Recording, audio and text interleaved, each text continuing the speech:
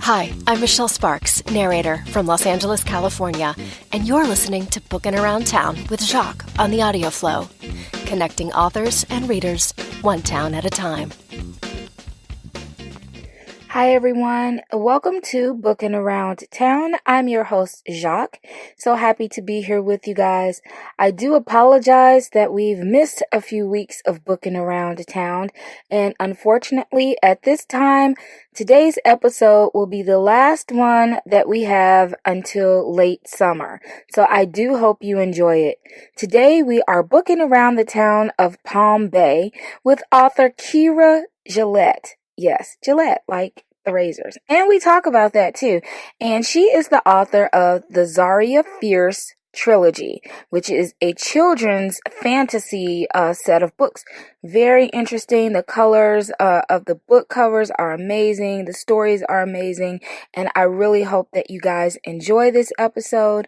And be sure that you stop by Amazon and check out her latest release as well. Hi, Keira. Welcome to Booking Around Town. How's it going? It's going great. I'm so excited to be on your show. Thanks for having me. I'm so excited to have you as well. I know that you and I sort of connected. I don't remember if you reached out to me through my website and sent in a form or if somebody suggested that you contact me. I really don't remember how that went, but it happened and here we are.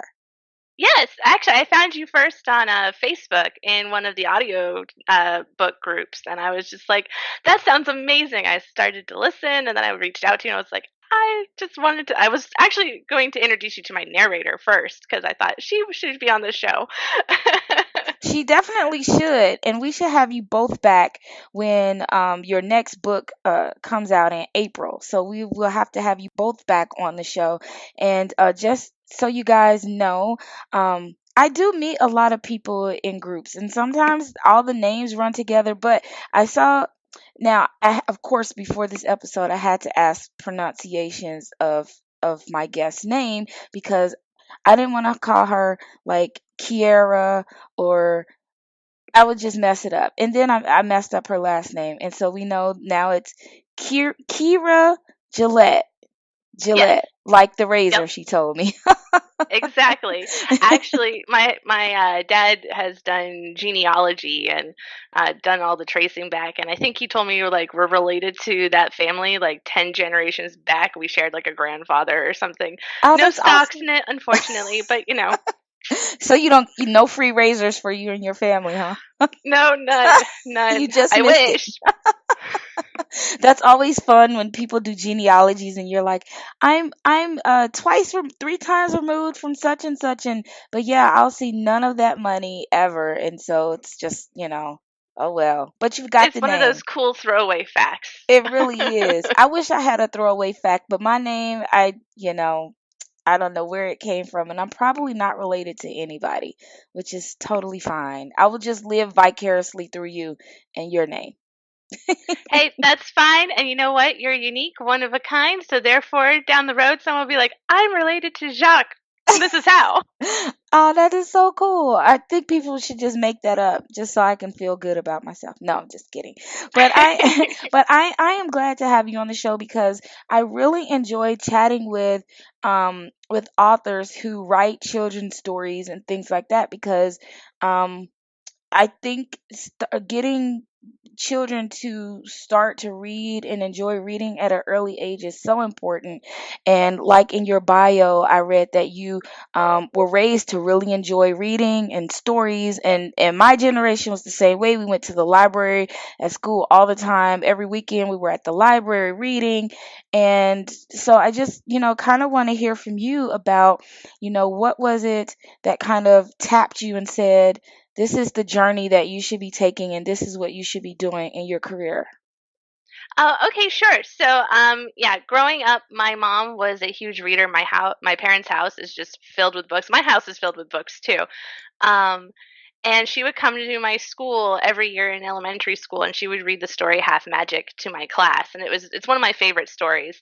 And So I always had that, and we were definitely going to the library all the time. And I have two younger sisters, and they didn't really read as much as I had thought that they would because, like, books were everywhere, and we were constantly encouraging them to read books. And so, uh, my sisters are about 10 and 12 years younger than me. So now that they're adults, I asked one of them why she didn't like to read, and her response to me was that they took too long to get the story started. There was too much expose at the front of the novel for Mm-hmm. her to really get invested. She wanted action right away. So I took that to heart when I started writing the Zaria Fierce series. The very first chapter of the very first book, you meet the bad guy, and by chapter 2, you're on the adventure. I wanted to make sure that if kids who were reluctant readers got a hold of the books, they were sucked in. Mm-hmm. Um, and so each chapter and each section and every story, there's lots of rising and falling action, and what's going to happen next Yeah. to make them flip the page. Yeah, So that makes sense. And I would say that there are adults that probably feel the same way because there's so much. I would say in certain books you don't really get the crux of the story until like chapter 16. Then it's like, "Oh, okay, yeah, here's what's going on." But you have to get through a lot of 16 build up. Yes, and I'm like, I must be like that cuz I'm like, "Hurry up. By chapter 5, I need something to be happening. Otherwise it kind of loses me." So, I Hmm. think that's a good plan, especially because sometimes children their attention span is pretty short.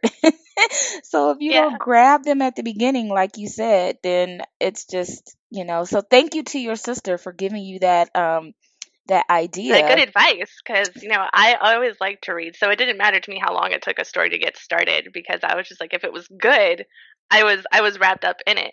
And Mhm. that, I think, is just the hallmark of good writing anyway. It doesn't matter how the author writes the story, but um it was really important to me that I would write a book that my sister, who doesn't like to read, would read. And she actually has read it, and she whipped through it in the weekend, which I think is a credit to her love of me, as much as it is to the book. Yeah, well, we have to give you a little hand clap on that one because I know how difficult it is to try to attract people who aren't big readers, especially if you are, and you're trying to explain to them why reading is so fun and why it's so important and the great things you get out of it, and to write that story. And she kind of gave you the big thumbs up because she read it. It had to feel great that she was Oh, able to it do felt that. fantastic. Yeah. And and so does she like go through all of your other books? Would you consider her like your beta reader? Does she get like the first copies? Nope, No? actually, she is not a beta reader. She gets it at the end because I know that for her the story needs to be as polished as it can be for her to Mhm. really enjoy it. And actually, my beta reader team is going through book 6 right now. They just got it this past week or so.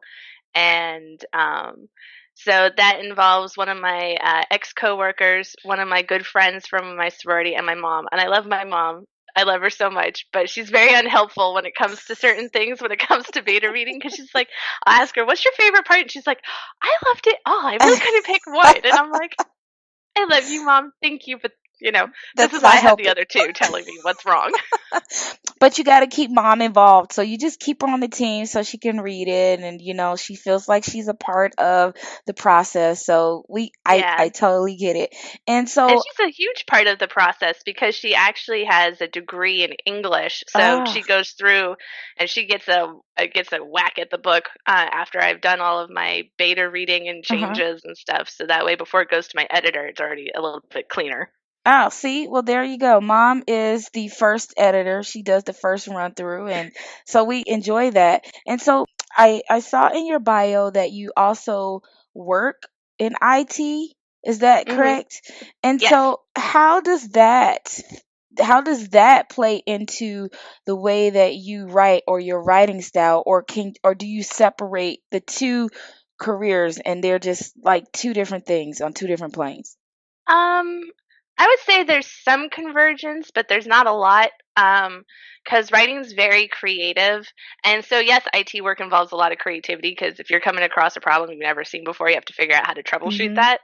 Um, But the biggest thing about my background in technology and my previous job before this was as a technical librarian for an aviation company. Oh, okay. Um, Between the two, I have a lot of organization and a lot of technical know-how. So I do a lot of things myself because I'm self-published. Mm-hmm. Um, because I know how to do it. So I get my illustrations from Owen and I make that into my book cover. I do all the formatting for the ebooks because it's easy for me. I understand the process.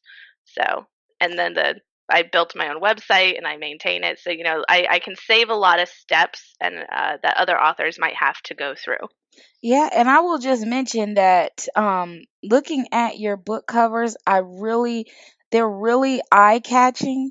And, for me as an adult, that's the first thing that attracts me to a book is what the cover looks like. So I can just imagine for children it's the same concept as that because they're visual and being able to look at it and say, "Oh, that looks fun," even before knowing what it's about. So what was kind of you said you worked with someone else. Now, Owen, I don't know who that is. Is that your Uh, So Owen Kerrigan is an illustrator from Kildare County, Ireland, and Oh, I met him online through DeviantArt originally, and then I yeah. kind of like cyber stalked him to Yeah. Facebook and a couple other places like his website because I was looking for contact information because I loved his troll art so much. I was like, I would love you to illustrate my books, and he was interested in the project, and we worked it all out, and so he's been with me from the beginning, illustrating the books and he's hard at work illustrating number 5 right now, which is Alex Mickelson and the Call of the White Raven, and that's the one that's coming out in April that you Yes. mentioned. And so it's a fun process because I love seeing my world come to life in a whole new way. Mhm. And he gets such beautiful details out of my writing and turns them into these gorgeous illustrations. Like I love how he draws Olaf in the first book.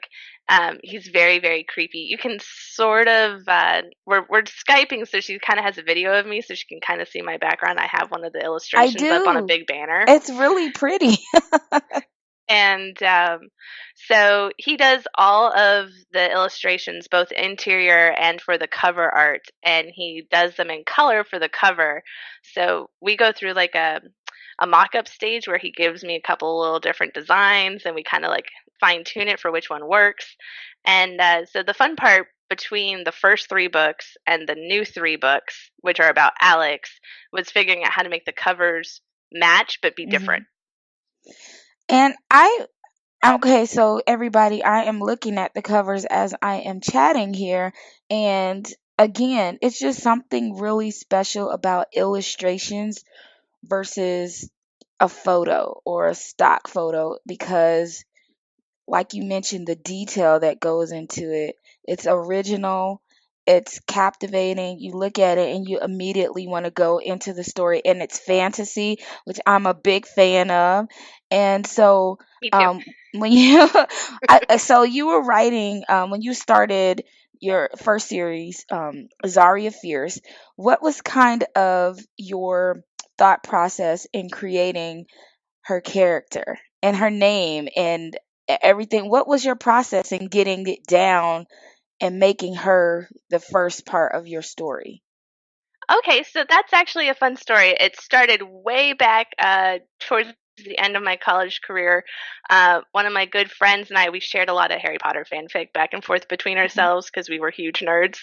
And so we were talking about different books, and he was always recommending book series for me to read because I was always looking for more that reminded me of Harry Potter.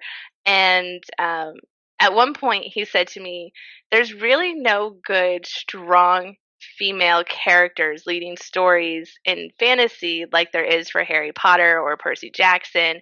Mhm. And, we have really strong female characters in those books, but they're not the main character. Mhm. So it was important to me to start with a main female character, and then because I love those books, including others like Artemis Fowl, they all started with a name. So it was very important to me that she had a name that just grabbed you. Mhm. And I spent a long time thinking about it. And I think the first thing I thought about is that it had to be unique. So it had to be different than uh, A or P or H, which was the first like part of the alphabet. I went to the end of the alphabet and I started looking through names.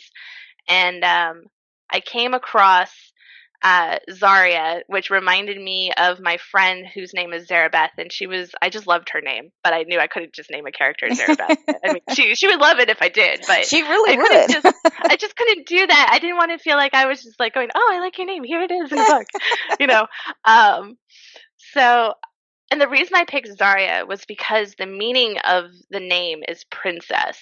And I was like, I can take that and run with it. Yeah. So I always knew from the beginning that Zarya was going to be a princess. And then her last name came from as I worked her out as a character.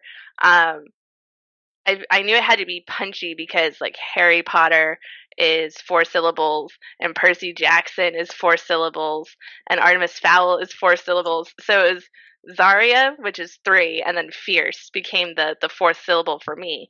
And I chose Fierce because it was the opposite of what she was when she starts the book series, which is a bookworm, timid, shy, kind of withdrawn, and kind of the ideal of where I wanted to take her both as a character and for herself.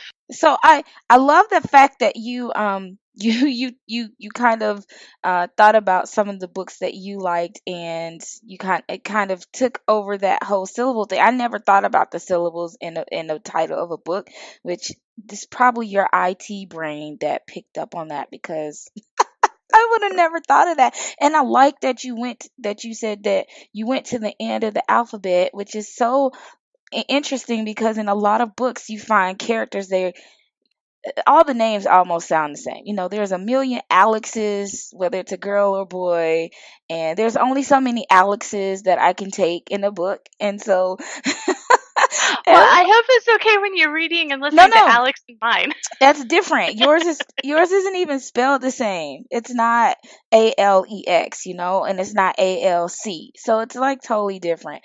And what I also love about your series is the diversity of your characters. And I went and looked at your book trailer like when we first started chatting like 2 months ago, and I looked at the trailer and I was like, I absolutely love that these characters are so diverse, that it's appealing to anybody through any ethnicity, any race. They can look at these characters and not just see themselves as far as skin color or anything like that, but attitude. You really can relate to them. And so how And that did you was really important to me. well, see, and I was gonna say, what was your, thought behind the diversity, and how did you decide what characters would kind of would portray what? Or how did your character development, how was that? Okay, so I knew I wanted diversity in the books. One, because it's a big push in the industry, but it's also something I noticed myself as a reader, was that most of the characters came across as one type, mostly Mm-hmm. Caucasian. Mm-hmm. And nothing wrong with that for those stories. I mean, but for me, it was important to appeal to kids everywhere, because again, it was about getting them interested in reading and to pick Mm-hmm. up the book series. And it's not that I just picked diverse characters to just throw into the book to appeal to these different and younger readers. They all have a specific role in the books, and they Mm-hmm. all bring something to the friendship of the group that if they weren't there, you would notice it in the story. Yeah. And I think that comes from really treating each character as if it was a person with real feelings and a Mm-hmm. real history behind them. Um, and that's kind of why Zaria Fierce as a series starts off with the first 3 books as Zaria, but then dovetails into different kids taking over the narrative of the story. Mm-hmm. They're all together still, but the narration and who's the focus is changes. And that was important to me, because not every time are you the main person, and not every time are you the sidekick. It depends on the situation. And I love that, because that is something that you can use in everyday life, where it's not always about you. You're not always the central point. And being able to get somebody else's perspective or point of view and see what's going on with them, and which is important, because a lot of people don't we don't see that a lot in stories, and people unfortunately people aren't like that. Some people just really think everything is about them, but really allowing the focus to be on somebody else and you actually being that support system, which is great. So I'm excited about the next step in the series. I listened to the audio version, and your narrator Michelle is absolutely wonderful. And She is. in case you didn't know, I am a huge audiobook person. Like, in another life, I probably was a tape. I don't know, but I'm so into audiobooks. And what was your process in selecting a narrator who could bring Zaria and her team to life? Oh, well, that was a fun process for me. I knew because I too am a huge audiobook fan. I have like over 150 titles, I think, in my Uh-huh. Audible collection. So I listen a lot Yay. too. And so it was important for me to kind of distill all of the things that I love about my favorite narrators, and translate that into a kids series. And I love Jim Dale. Like listening to him read Harry Potter to me is like a totally wonderful experience. Or um, listening to the How to Train Your Dragon series as well. That was just phenomenal. So for me, it was important that a narrator had the acting chops behind him or her to bring out the different voices, the different emotions, Hmm. the storytelling pace, because I didn't want a monotone narrator. Yeah. Like that's like the worst. Like I just uh, there was a particular series, I think it was the Harry Dresden series, that I couldn't stand, and I was like, I'm so surprised because I like this actor, and I couldn't get behind the books. It just I was falling asleep on them, and I was like, that I can't do It's that. Like not I need a working. it just didn't work for me, and I think it's because he read differently than how he acted for the character that I knew him from a TV series, Hmm. and um, so I actually made a spreadsheet. I put out a call on ACX, which Hmm. is Audible's back end for connecting authors and narrators together. And so I had like my little prompt, and I had like my little like blurb, and I actually put a reading selection that was probably too long for narrating, for a sample. And I realized that after I'd already submitted it for auditions, and I was Hmm. like, so I amended the front half because I couldn't change or didn't know how to change the reading selection. So I just said, read as much or as little of this as you feel you need to submit a good sample. Hmm. And so I had different narrators submit, and I liked some of them a lot, like a lot, and it got down to really having to choose who would be the best fit for Zaria. So I came up with like a whole spreadsheet. Like I got very, very again You nerdy. got real IT with it. I did, and I broke down how I felt about, because the scene that I gave them had a male and a female character. It had Zaria and Gaia in it, Hmm. and then it had it was from the first book, so it was them collecting firewood, and then being chased down by a creature in the forest. Hmm. And so it was, can they build up tension? Um, and did they take cues from the text? So if like a characters were running, they weren't going, "Oh, this is a breeze. Right. I'm not breaking a Out of. sweat or nothing." You know, like so. Like every narrator who did like some sort of panting or made it sound like talking was an effort because they were running, they got a point. Hmm. And I rated their voices on a scale of 1 to 5. Um, what are some of the other things that I did? Oh, pacing. I had a tricky word in there. The word is pronounced differently, but looks the same, depending on the context around the words. I put that in the scene for them to narrate, just to see how close I'd have to listen for mistakes if I was proofing their audiobook. Hmm. And two of the narrators knew what that was, which isn't necessarily a problem or a mark against the other narrators, but it was interesting to know. And Michelle was one of the two who got it right, and she had the most convincing male voice, and she was my favorite Zaria. So I think in the end, I think I could have just picked based off of those two qualities alone, but I was just so thrilled. And we are like such good friends. Like we talk all the time, and I just love her to death. Like she's That's amazing. good. That's good.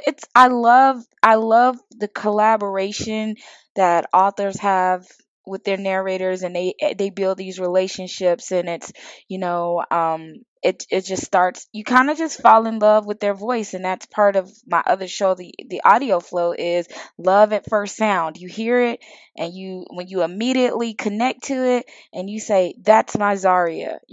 She's got it. I can feel it. I can feel the emotion, and that's what makes a great audiobook. And when you can take someone who can bring the emotion of your words into this story, and they're performing it and not reading it, like you mentioned, someone just being kind of monotone. That's, to me, is just like reading. I don't want Yeah, anybody to just and I read me could the do that. I story. could just read, but Right. I It's wanted a not the same. narrator. Exactly. Because they're performing. It's just like watching TV with your eyes closed. What can I That's feel? what I say. Oh my See? gosh, I tell everybody about that when I listen to audiobooks. They're like, "Why do you listen to audiobooks?" I'm like, "Are you kidding? I get to listen to it while I drive and run errands, do, Exactly. do chores Everybody around the house." Yeah, no, I love audiobooks. everybody doesn't get it. And so that's our big thing, is that we push audio, and people think it's cheating or it's lazy. It's not. You I can do hear that. so I many have things. one of my beta readers is so against audiobooks, but she's like, Really? it's not reading, it's listening. And I'm like, well, you know what? That's still skill everybody needs to learn. Exactly. It's all a part of communication. Sometimes you listen, sometimes you read. So I am absolutely in love with audio. So let's talk a little bit about the next about Alex's books that's going to be coming out. We have and oh, so by the way, everybody, if you go to Kira's website, you will see a picture of Alex. It's a little sketch, I think. I don't think it's the book cover, but it's him, and he's got like this flowy hair, and it's so cool. And again, I really am into the illustrations, because the details that goes into his like jeans and his jacket, it's like I can feel he's wearing jeans and a jean jacket, and he's got a little t-shirt on. This book is releasing, Alex, and you said Mickelson. It's not Michelson. Mickelson. Mickelson. And The Yes. Call of the White Raven is releasing April 2018. But he also has a book before that one, which is Alex Mickelson and the Twice Lost Fairy Whale. Now, was that his first? That was his first book? Yes. Let's talk a little bit about him. Sure. So Alex himself is a changeling. He's known this for quite a long time. He knew it when he was younger, and his grandmother, Ava Mickelson, she also is a changeling, which is an interesting twist, because in my series, and in others, because a changeling is a creature that was a fairy, and was exchanged or placed into a human family, for either a human kid in the exchange situation, or just to get rid of a fairy, and from the fairies family. Mm-hmm. So it's interesting that he even knew another changeling, which was his grandmother, and that on top of that, she was also um, a changeling from his direct fae family as well. Mm. And the way that I have the Niflheim politics. Niflheim is the fae realm. Um, they are. Uh, they're not allowed to have more than two kits, which is the young term for baby foxes, because the fays can all transform into foxes and come back. Mm. So they're only allowed to have two in their den. And the reason for that is because they've had a series of wars in the past, as people tried to gain the ultimate throne over all of the different courts, and it all relates to that lost well. So whoever controls the well ends up becoming the reigning monarch over all of the courts. And so through the different political backgrounds and the different laws that resulted from the different treaties, from the several wars that happened before. Uh, the reigning ruler is not allowed to have children. If they have children, the children automatically become changelings. Um, it was a way to police the birth rate of different courts and different families. So it was, that's why they're only allowed to have two. And so the third one is generally the youngest and the one that's turned into a changeling, because as a baby they don't really know anything about Niflheim or the politics or have any relationships within the realm, except for with their parents, and or siblings, and so that's basically what happened to Ava and what happened to Alex. Is they were the youngest, and they were uh, given over to human families in order to not kill them, because that's that's the other option. And if they don't want to turn their kids into changelings, then they can just kill them. No, You know, we don't want anybody to die. exactly. And Alex is quite grateful to be alive, and he loves his human family. They're not like evil, mean, or abusive. That was another thing about my books, is I wanted to show that families could be legitly loving and kids could still go on adventures and have fun and save the world. And so that was important to me, and also because my two younger sisters, they're both adopted. Mm. Um, my parents adopted them from China, so it was important to show that um, there's different sides to the adoption story Yeah, than or the orphan story than, oh look, I'm stuck in a closet and yeah, under the stairs. Not yeah. anything against Harry Potter. I love Harry Potter, Right. but that's the number one story out there. Regarding that, I think, in my opinion, because everybody knows Harry Potter. I've never read Harry Potter. Well, that's okay. You can listen to Jim Dale. You He's will just go amazing. get He's the amazing. audiobook, huh? I'll just plug that. Help Okay. help JK rolling with her sales. I'm sure she needs my help. Right. She needs one more person to get that audiobook. That would be me. Yep. But So, and that's basically Alex's. He knows he's a changeling. He doesn't really like the Fae culture. He doesn't have any interest in rejoining the realm. Um, and on his 16th birthday, which is coming up very soon in the books that are about him, if he stays home with his human family for the day of his birthday, he loses all of his status as a changeling and all of his magic, and he becomes 100% human. He's kind of like my version of like the Little Mermaid, mm, where the best thing for her was to become human and to yeah, be with the prince. Not that Alex has a prince he wants to be with, yeah, but that would be okay if he did too. yeah. Um, it's just, I liked the idea of having the kids have different magical backgrounds if they had it, or to be human, and then kids who are human wanting to be magical and magical kids wanting to be human. Like the grass is always greener on the other side type Yeah. situation. Yeah.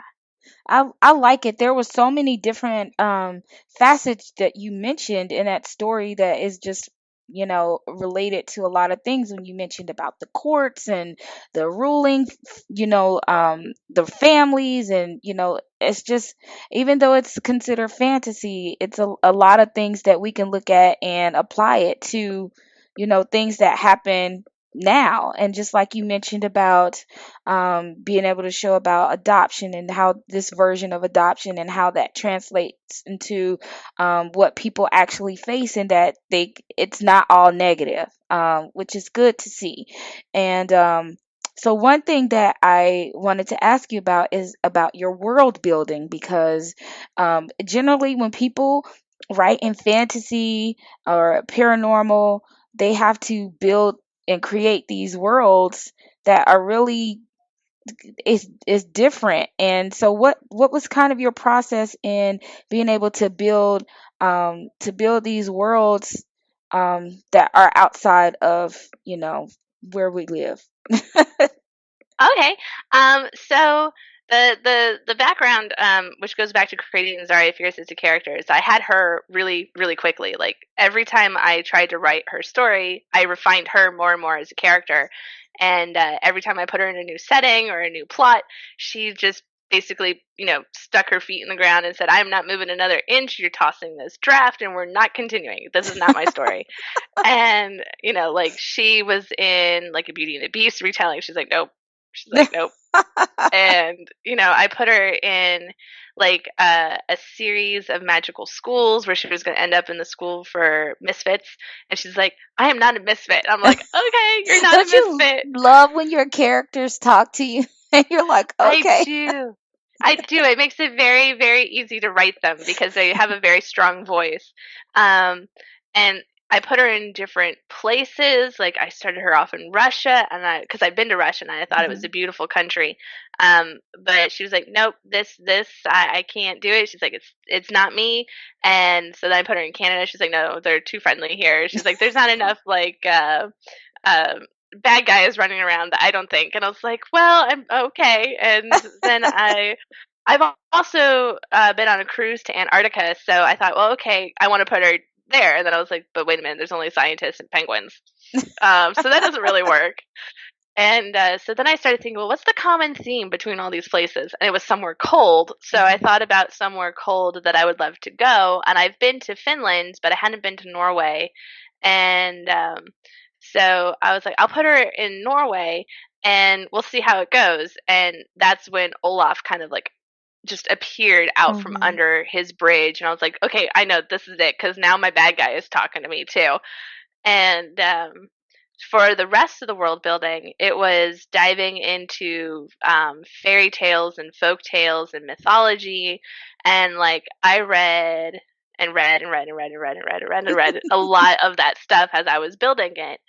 And what made it extremely easy to write Zaria and her world was that I gave myself as an author the permission to treat the world as if it was already built, so that I was discovering the world and not creating it. And to treat it as if my first story was like writing a fanfic, because if the world is already built and the characters are already there, then all you're doing is getting in the sandbox and playing with them and putting them in new situations. And I wrote the first book in about 2 months. I whizzed through that book once I gave myself that leeway and that freedom to just kind of play and not think through every single decision in detail.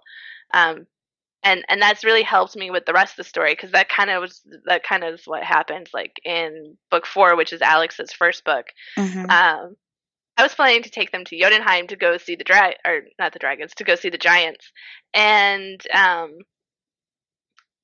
on their way there, they get ambushed by trolls, and the trolls started talking. They're like, "This story's about us.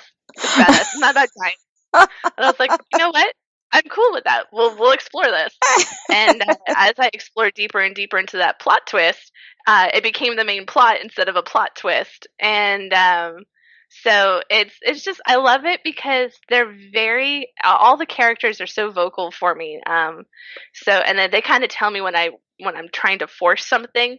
They come in and they just totally disrupt the whole writing process, and I just go, okay, we'll go with the flow, because that just makes sense. If they're telling you to do this, it's because it's better. And that's just how I write. So that makes sense. And that's a lot of people that I chat with say they have to listen to the character, give them the direction instead of trying to force it to go in one way. And then you find at the end that it does, I guess for you, makes the story flesh out better, because obviously that that voice in your head knew what it was talking about, which always sounds weird because you're like, okay, this is a person that I sort of made up, but they're talking to me. That doesn't yeah. make you feel weird? No, it doesn't. People kind of ask about it. I call it like making a cup of coffee. Like you have the ingredients. You put the coffee in the coffee pot with the filter. You put the water in, and now you press go. And so you're going to get coffee. No matter what happens, you're getting coffee. Yeah. But it's the percolating process. So I have written and I've tried to do these very detailed plot notes and what I want for each chapter, because I was trying to think of ways to make the writing faster. And like I have a whole thing for like the end of book 3 that was going to happen with dwarves that just never happened. Like it never happened. And that's because the characters themselves diverge from my plots. And so that's why I kind of call myself a pantser versus a plotter, because the more I plot, the more my characters revolt. Yeah. They're like, just But stop. Give yeah, us pretty much. control, and your job is to just write down what we tell you. Pretty much, and for me that makes it fun. It's the best part of writing is when my characters are talking to me because it's not work, it's play. Mhm. And I feel that that comes across, and I think that's really important as a children's author, especially that there's this element of play involved. Because if I'm having fun, I'm hoping for sure that my readers and listeners are also having fun. I mean, Exactly. it's hard not to have fun when Michelle is narrating for you Of because course, she has all yes, these for sure. I fabulous agree. character I voices. agree 100%. What's your target age range for the kids that are generally picking up your book? Or is it more like middle grade, 10 and up, or 8 and up? What's that range there? I think it's middle grade and young adult. Because of the way the books are designed, they kind of cross the two thresholds. So I'm young adult or I'm middle grade. Yeah. So like it's the key emphasis is on that part. I'm not young adult. We're like 17 going on college. Where like Right. I'm young adult. I'm 12 turning 13, which is Mhm. 13 is the lowest age for young adult. Mhm. Um, and so it's coming of age. So I would say it's 9 years to and up, pretty much. Although I've been told by grandparents who like to read bedtime stories to the kids. By the way, bless you, grandparents. I love you guys. Um, because it's just so cool to me. They're making their own audiobooks for their grandkids. Yeah. Uh, and those are experiences that kids take with them and that Mhm. instill that love of reading. They've told me that they've read to like their youngest granddaughter who's like 5, and she's the one demanding the next chapter. Like 'cause she's so excited. And I've had kids as young as what was it, 7 or 8, that have read it by themselves. And they're like in love with the story. And I've heard of older kids and adults reading, and they love the books too. So I think that's important. It's a story that crosses age.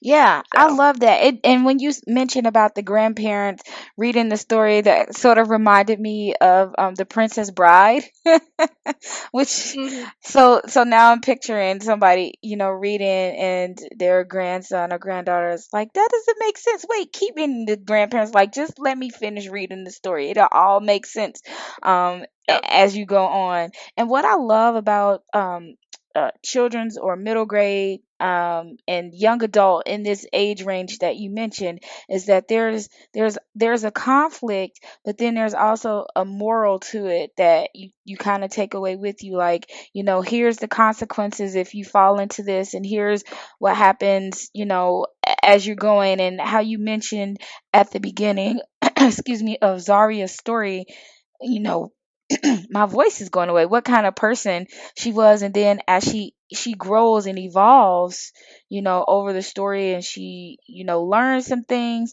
which is relevant, because that's what I think goes well for especially children, is that they're going to make mistakes. They're going to be, a little vulnerable, and they may be shy at, some point, or nervous or whatever. And then they kind of grow and, into themselves, and they meet other people who have the same, issues, and they all come together and they make up sort of an extended family. It's kind Mhm. of, what it is. And so we've got Alex's second book is coming out in April. So does each now in each book, does it just end, or is there like a cliffhanger? Like, is this his book? Does it was there a cliffhanger at the end of his book and it rolls over, or each one of them considered like standalones? They're definitely a series, and some of them have more cliffhangers than others. But each story leaves you with a question that's answered in the next book, Okay, so that which was a is kind of nice. like how.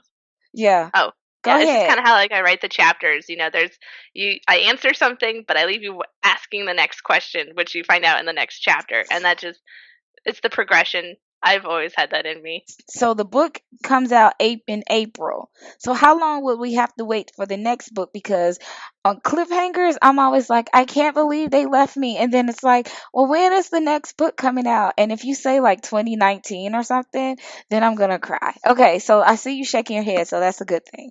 Yeah, no, it's going to come out towards the end of 2018. My general writing schedule and how fast I can get a book published, because I'm coordinating with Michelle and I'm coordinating with Owen, Mm-hmm. and myself, because there's time in there for me too. It takes me a couple months to write a book, and then it goes through a couple months of the editing process. Mm-hmm. And when I'm really in high gear, I can write the books faster than I can get them edited and produced and illustrated. So I tend to do 2 books one year and 1 book the next year, and that's kind of been my pattern. Now I might end up finally getting enough ahead of the game that I can start doing 2 books every year, which is my goal. Mm-hmm. But I try to go about 8 months between publications, so that gives people time to read the last book, but not so long that they're waiting a year. Because I agree, the worst thing possible is to end on a cliffhanger and have to wait another year. Yes, and I'm like, oh my God, why do I have to wait so long? Of course, you have to probably go back and read the other one just so you can remember what happened, what you were just gruntle about, where they left you hanging. And so, now is Michelle going to be doing, is she doing the entire series for Alex as Yes. well? Yep. Awesome. Well, And she's congratulations, Michelle. yeah, and she's going to do the next 3 after Alex, which will be about Christopher. And so that was important to me, that I had that continuity. And Michelle is Mm-hmm. so fabulous. I mean, her characters just sing, so it Yeah. just made sense to me. If she had the time free and available, I was going to book it. That's right. That makes sense. And that goes well for listeners. Like you said, we like if it's, a series and they've already built this character and given this character a voice in one of your other books. It's like, can we just keep that same person, because we get used to listening to them and perform and their performance, and we fall in love with their performance. And it's like, just have them do them all. That just makes us happy. You'll Yep. always be guaranteed that we'll spend some credits or some money getting those books, because it's just works out really well. So, Yeah, and that's basically how I approached it, was that as a listener, that's what I liked. So that's what I mhm. was looking for in my narrator, was Yeah. somebody that I could not only enjoy for book 1, but for all the books that followed. Yes. Well, I am proud of you because you did it right. You did a great job. And speaking of playing, because you mentioned that something about playing around with stuff, and so we're gonna play a game because you've listened to my shows, and I always have to end. And she's so excited, and hopefully, I will do you some justice with my clue giving. So Hey, I'm gonna I give. love board games. I got as many board games as I have audiobooks. Oh So, yes. So if I ever come out to Florida, you need to to come join my Palm game Bay, night. yes, I'm doing it. I'm so on top of it. So I'm gonna give you let's see. So here are the different categories you can choose from. We're gonna go just for kids, animals gone wild, or how about Disney parks? Okay, so you're giving me the option as a Floridian to choose a Disney Parks Oh one. yeah. I'm almost wondering if I should do that, or if that's going to just make it sound really bad when I fail on some of them. Um, Well, it would be different if you said you lived in Orlando. So we'll give you a pass on that. So, you yeah, know. let's try the Disney Parks one. I wanted to see if I'm as good as I think I am on And that now one. remember, Disney parks are all across the world. So they're not just Ooh, in Florida. So you've got Disney in Tokyo, Disney, you've got Paris, there's you're one in right. So I might Hawaii. fail this one hard. Nope, but we're doing it. We're going for it. Okay. I worked at Disney for 2 summers, so we'll hopefully between the two of us we'll be able to make it work. All right, Okay. I'm on it. Let's go. Oh, this also includes Disney resorts. Oh, oh I dear. I know. haven't stayed Good at any luck. of those. Good luck. Okay, this was a movie, and he was like a robot. Uh eh, iRobot? what is this called? This is a what? I can't see it. Oh, I'm beating on this. What is this called? Wally. Yes. Okay. iRobot Wally. I should have gotten that a lot Okay. sooner. Oh, okay. When you yawn, that usually means you're what? Tired? No, I'm what? Sleeping. Yes. Sleeping Beauty. Oh, every time at 3 o'clock, Disney has one of these, and people march, Parade. and yes. Oh, this is the French guy in Beauty and the Beast. He had his own song. Lumiere. He was gonna marry her. I think. Gaston. Yes. Oh, I just mentioned it. It's that same movie. I just talked Beauty and about. Beast. Yes. Oh wow. You did good though. No, it was hardly. I didn't do very. I didn't do that I don't well. know what any of those had to do with the parks. It should have been Disney, right? Because Yeah, it should have just been Disney. it should have been Disney, but it was probably all things Disney. But you did get 1, 2, 3, 4, 5. You did 5, which really most people only get 3 in the first round. So you did great. All right, I'll take it. Pat myself on the deck over so here. now you can go with that same category, or you can pick a different category. Do I know what my other categories are before I say that? Okay, so it was just for kids, and we can do sound it out or act it out since you can see me, or Disney. We might keep it with Disney. I think I'm going to do okay. I'm going to do better with Disney. Okay. My goal is more than 5 this time. Okay. Well, that's my goal. Wish me luck then. Okay. It would help if you could see me tapping on the wall, right? Okay. Oh, who put the glad in Gladiator? Hercules. Yes. Oh, this is the dog, Mickey Mouse's dog. Pluto. Yes. Goofy. Yes. This is one of the 7 dwarfs, the one that's like, I'm really Bashful. Yes. This was a movie about it was like different ants and stuff like that. Bug's Life. Yes. Go. Oh, it's stuck. Okay. This is the part in the Magic Kingdom. You write these type of books. Fantasyland. Yes. Fantasy World. You got it right, fantasy. Oh, the main character in Beauty and the Beast. The girl. Is Belle. Yes. Or the Beast. Oh, He's also the title. The Mad Hatter, and it's a ride, and then you Alice drink in Wonderland. you drink out of not teacups. the teacup. I'll give it to you. Yes, virtual high five. High 10. You did awesome. You got 1, 2, 3, 4, 5, 6, 7. All right, more than 5. That was planned. You have outdone everybody that I've played with on this show. 7 is the highest in one round. So I'm doing the Cabbage Patch for you because that was freaking awesome. I'm going to join you. That was great. So when I have you back on the show and we invite Michelle, we'll do the audio flow and we'll play again. And that means you will have to compete against her for who has the highest point. So I probably should have go down. You're so competitive. I am. I like to play board games. We already talked about board game night. That's no problem, which makes it You need fun to come for join me?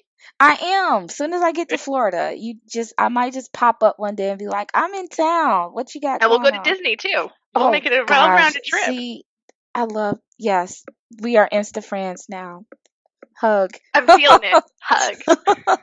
Well, thank you so much for joining me today. I would love to give you an opportunity to let our listeners know how they can find you and reach out and connect with you and get updates about latest releases and things like that. So this is your time. Just go ahead and tell everybody everything. Thanks, Jacques. So my website is keiragillett.com, and you can find the books in Kindle format on Amazon, in audiobook format on Audible and iTunes. And I am on social media in a lot of different places, but if you really want to see my really adorable Shiba Inu dog, you should go to Instagram and look up the hashtag OscarPie. And Oscar is spelled with a K, not a C. That is, I just saw on your website. Is that your baby and on your page? Yes, it is. He's my little foxy baby. He's my little guy. I love him. He's so cute. And he's been super cuddly the past couple of weeks, and he's not a super cuddly dog most of the time because he's very independent. So I've been enjoying it and soaking that up. He is adorable. So yes, I will be following you on Instagram. I have a page for my pet, for my fur baby too. So we'll be connecting there so we can see pictures. Everybody, please just so you know, Kira's name is Keira. So you can really mess that up because you could. So thankfully to me, I made sure that you spelled it correctly. And so you can go to her website and you can find her across all social media, like she said. And also, tell us the release date for Alex's book. Tell us the name and where it will be for sale. Okay, so Alex Mickelson and the Call of the White Raven is coming out in April. My goal is to get it out on the first Friday of the month, but that'll depend on the production sequence. It might slide a little to the right, but hopefully not.